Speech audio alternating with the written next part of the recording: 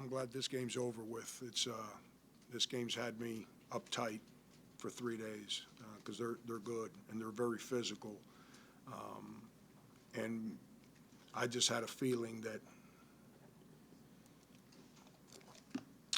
because of the success of the last couple games against named teams, that we weren't going to be as clean as we needed to be to play against them. And the older guys, they're trained to defend a certain way, but they were too relaxed too. I'm proud of those guys because I challenged them at halftime. I was extremely upset. I wasn't happy at all the whole game for 40 minutes. I don't think I was ever positive. For people that like to say that I'm negative, well, I wasn't very positive today in those timeouts. I didn't think our mindset was good today. They practiced okay for the last couple of days, but for whatever reason today our mindset was not good. And I'm just happy that we figured out a way to play hard enough and found a group of guys that were willing to compete at a high level and scrap out a win against a real good basketball team. Frank, PJ said that zone that they threw at you early was a bit unexpected. What did you see from them in the film, and was that zone kind of out of the ordinary for them? Well, that's our mindset. Gets back to what I'm telling you about. Our preparation for this game when we have time was no different than what it is for every game that we have time. We worked on all the zone stuff 2 days ago, and then we worked on all the man stuff yesterday. And, we came out and acted like we had never played against a zone before. And, heck, we've only played against, like, every zone in America. You name the kind of zone, we've played it this year. We haven't played. We've played against it this year. 1-3-1, 2-3, 1-2-2, trapping zone, non-trapping zone, run and jump zone. We've played every single one, but we couldn't even get lined up. And that goes to what I said about me not being very happy with our mindset today. Frank, after challenging the guys at halftime, were you pleased with that response, that run that they came out on? Absolutely. That's outside of Coach-Sar. That's a group of guys that we've been through the ringer together, and they knew they knew I was mad, and they knew exactly why I was mad, and that's why they came out and played the way they did. I'm real proud of Mike Coach-Sar. It's the first time all year where I'm not in a very good mood on the sideline, and I'm not very nice in the locker room at halftime. And Mike didn't pout.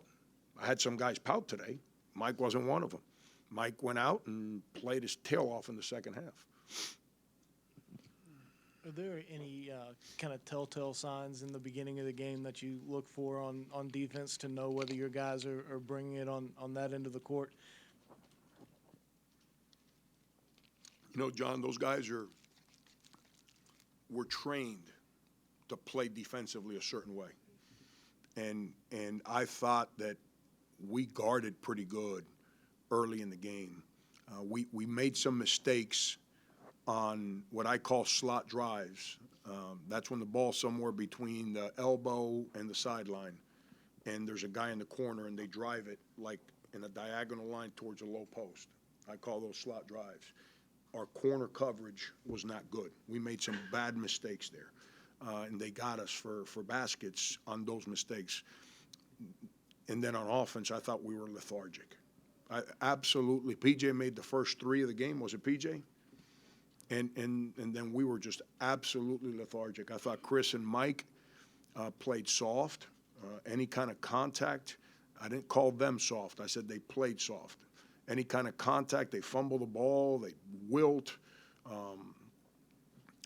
I thought we were real lackadaisical and sloppy with our passing. I think we had 6 turnovers in the first 4 minutes of the game or something like that. I was not happy. I'm just telling you, our mindset was not good. They weren't bad. They practiced good. They just, for whatever reason, they walked in today and they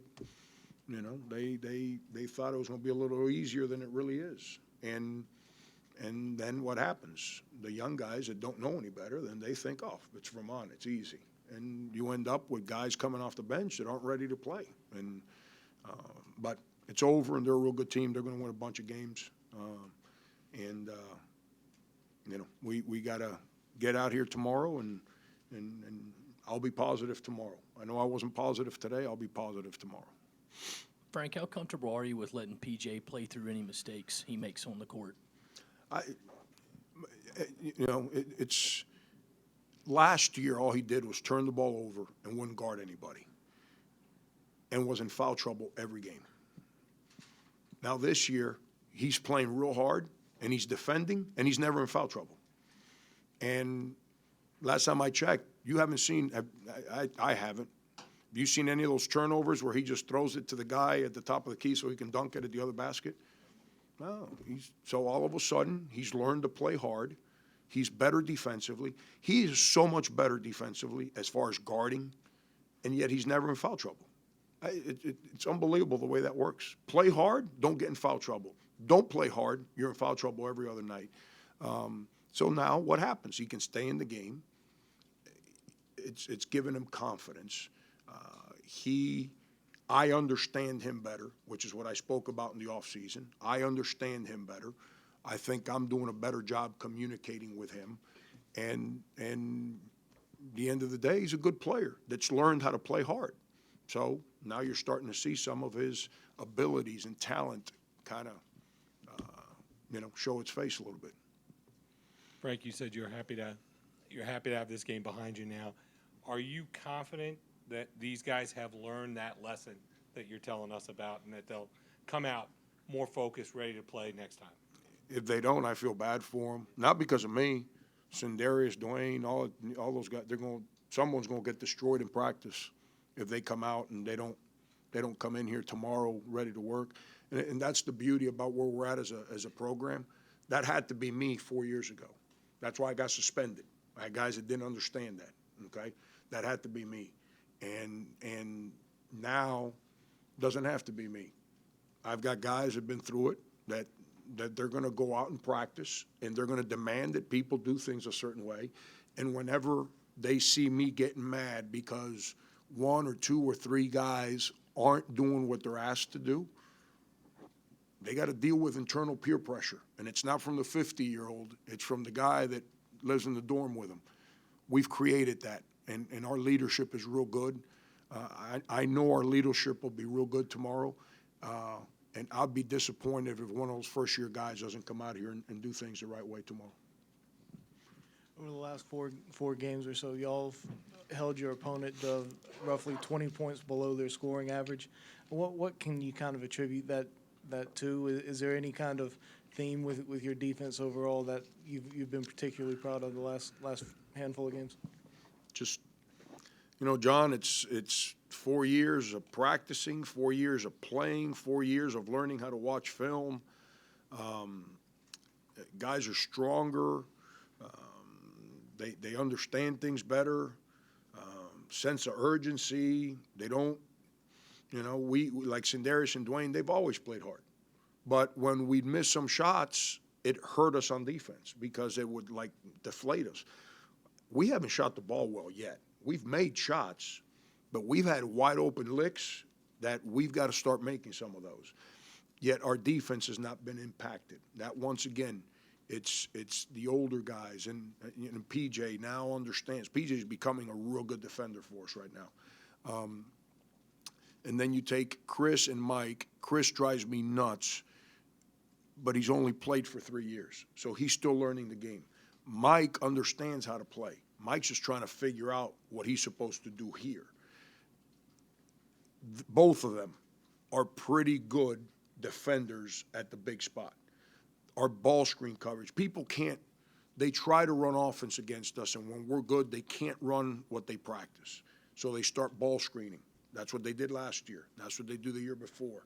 Our guards are better in ball screen defense, but now Chris and Mike, they're real good at ball screen defense. So now people can't just ball screen us and crack us and eliminate the pressure that we put on people.